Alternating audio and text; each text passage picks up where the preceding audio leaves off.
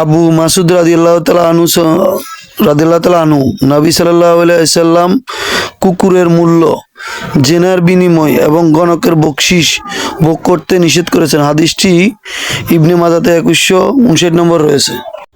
আবু হুরায়রা রাদিয়াল্লাহু তাআলা আনহু হইতে বর্ণিত, তিনি বলেন, নবী সাল্লাল্লাহু আলাইহি ওয়াসাল্লাম বলেছেন, কুকুরের মূল্য, ফাটার ভাড়া গ্রহণ করা নিষেধ।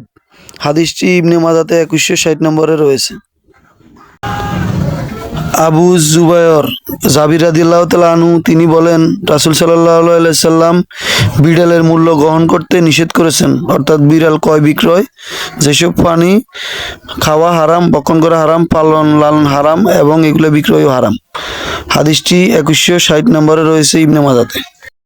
কোরআন মাজিদ শিক্ষাদানের বিনিময়ে কিছু পারিশ্রমিক গ্রহণ করা প্রসঙ্গে ওবায়দুল্লাহ ইবনে সামিদ রাদিয়াল্লাহু তাআলা আনহু তিনি বলেন, আমি আহলে সুফার কিছু সংখ্যক লোককে কোরআন মাজিদ ও লেখা শিখাই।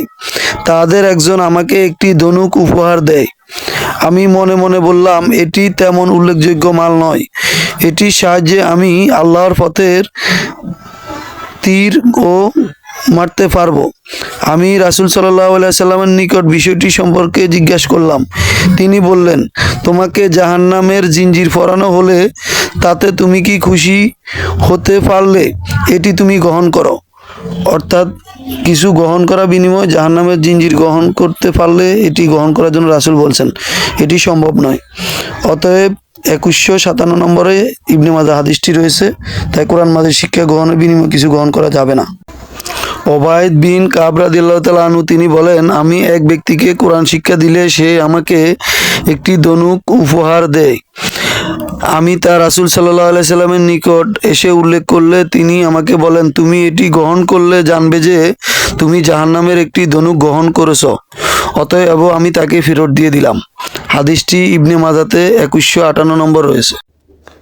ওমর ইবনে শুআইব রাদিয়াল্লাহু তাআলা আনহু হইতে বর্ণিত আছে, ঘুমের মধ্যে আতঙ্কিত হইলে যে দোয়া রাসূল সাল্লাল্লাহু আলাইহি সাল্লাম পড়তে বলেছেন, ওয়া কানা আবদুল্লাহি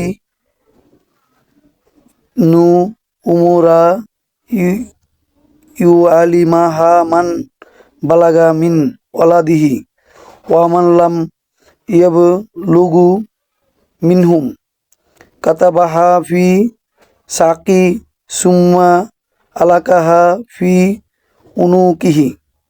এই দোয়াটি বেশি বেশি পড়তেন। হাদিসটি তিরমিজিতে 3528 নম্বরে রয়েছে। আব্দুল্লাহ ইবনে ওমর রাদিয়াল্লাহু তাআলা আনহু তার নাবালক সন্তানদের গলায় এটি কাগজের টুকরায় লিখে নাবালকদের গলায় ঝুলিয়ে দিতেন। হাদিসটি তিরমিজিতে 3528 নম্বরে রয়েছে।